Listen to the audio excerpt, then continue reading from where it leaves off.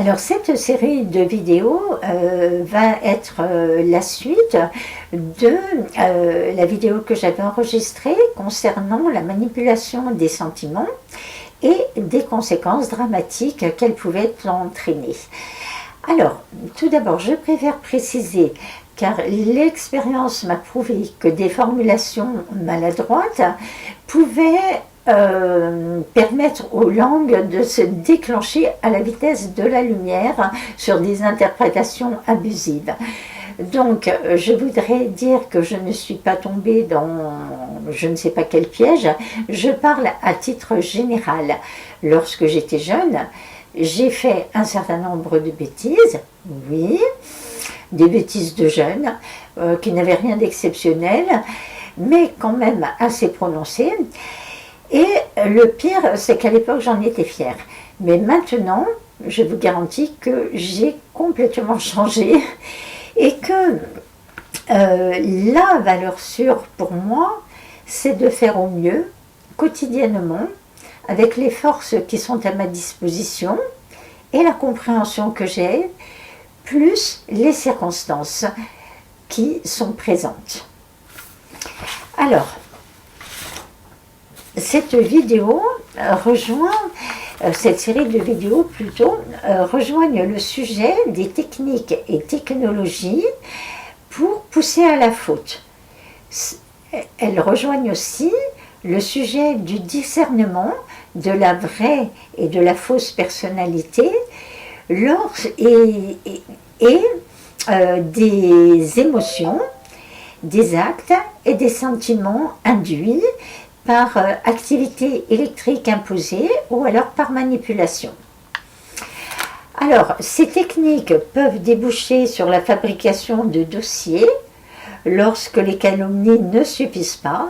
Par exemple, les archives de la Stasi en parlent beaucoup.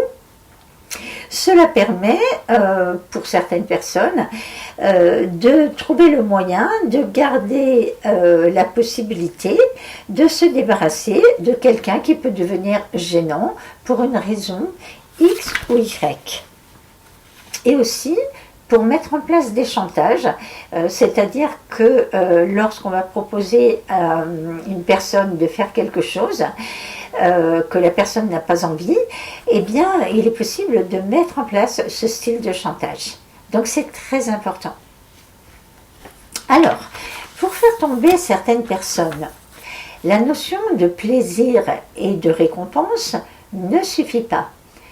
Les manipulations se heurtent à un système de valeurs plus ou moins bien conçu, et le système de valeurs est un des rares éléments qui peut résister aux pressions, car il peut donner accès, premièrement, à l'énergie du désespoir, qui multiplie les forces.